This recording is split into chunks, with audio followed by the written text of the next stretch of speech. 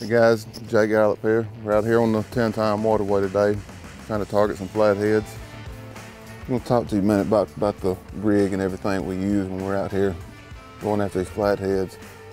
Personally, I use a B&M Silver Cat 10-foot pole.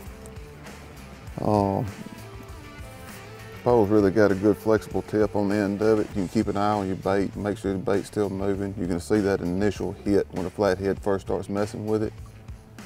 And then the rest of the backbone of this thing works really great, pulling in anywhere. You can catch 10-pound fish on it, it works great. You can catch them up to 50, 60, 70. I mean, it's a very versatile pole. This reel I'm using, we get these on eBay. They stopped making these reels like 20 years ago. But man, you can't beat them Iowa 7000s. You can still find them around places here and there. But we got set up on a spot right here. We pulled up on the bank, and that tree that we was looking at is right back behind the boat. But I want to talk to you a minute about the rig that we're going to use. Using a 3-way swivel. I've got 30-pound mono tied on for the weight line. Usually try to stay around 30, because if you get it in some structure and you get hung up, or especially if you catch like a 40, 50-pound flathead, between the two of you, you can break that right there and you can still bring the fish to you.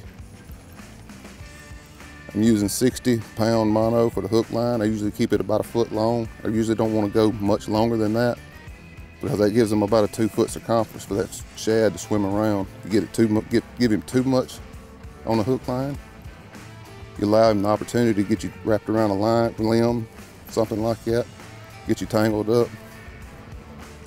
Most of these shad, you really want to stay back here toward the tail, in between that fin and his back, right back there toward the end of his tail. There's a hard, meaty portion at the top of his back. You don't want to get too low. You get in his gut pocket and he'll bleed out and he'll die. So you want to stay right there pretty close to the top of his back. Just like that right there. No blood, no nothing.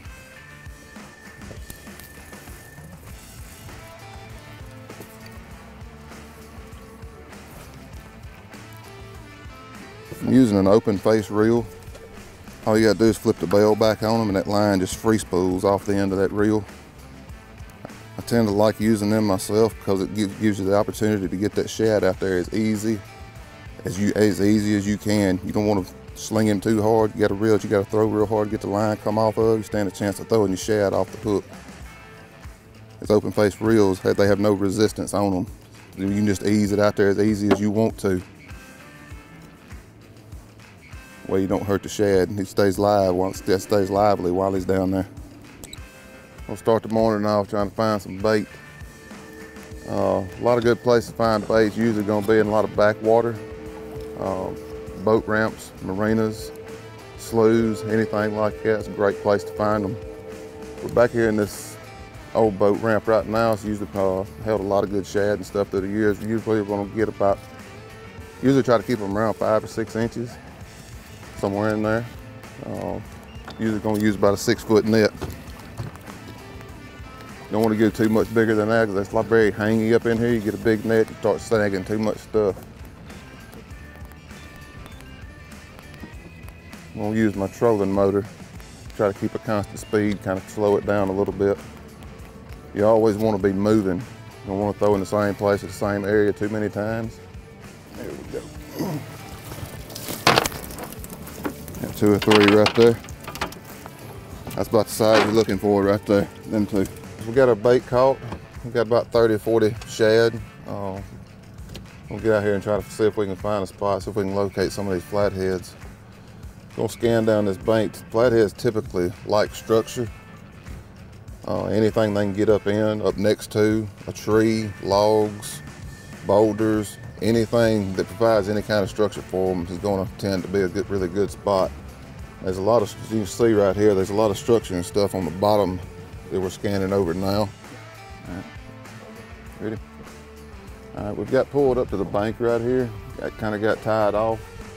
The structure that we was marking a few minutes ago is directly behind the boat. And like I said, you can take this little cursor right here and you can move it around the screen. It'll tell you how far away that cursor is from the location of the boats. What you can do is move that cursor to those pins that you've dropped And the ones behind the boat right now, we're at about 50 foot behind the boat. It gives you a real good idea of how far you've got to be able to throw that bait, to be able to get it in the structure that you were actually marking while you were out there scanning.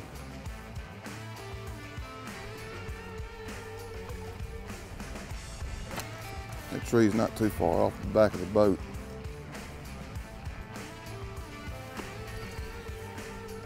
I'm gonna drop that one right there. Want to hold that line good and tight until it hits bottom. I keep all the slack out of the reel right there. Now you just ease it down there and put it in your rod holder. Should be good to go.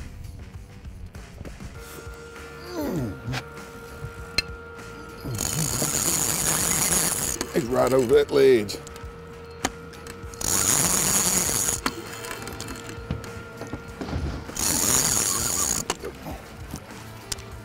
Another one, they're starting to pick up here. We didn't move far.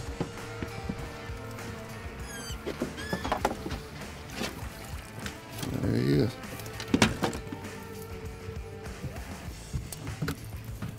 There's another one right there. Give us a little Nah.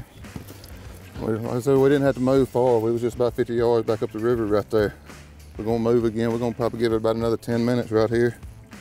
Gonna bump down about another 50 yards again. They're all up and down this bank. It's just, you gotta get on top of them, find out where they're at. It's like anything else, you just gotta keep moving, stay at them, stay after them, stay behind them.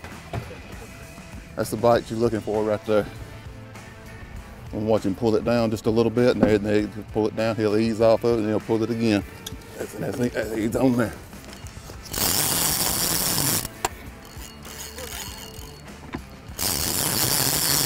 So you want to give him time to get that bait in his mouth, let that hook get her in there, get turned sideways. More than likely got him hooked in the corner of the mouth.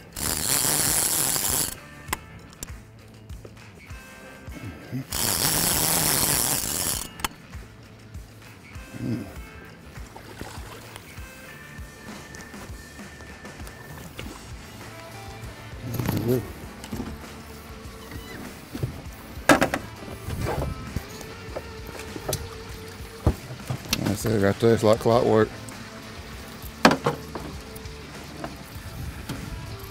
That hook works its way over to the corner just like that right there.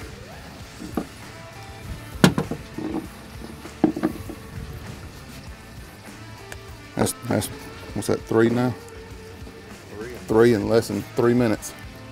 I said we didn't even get a bite right down there, and we just moved 50 yards to get on top of them.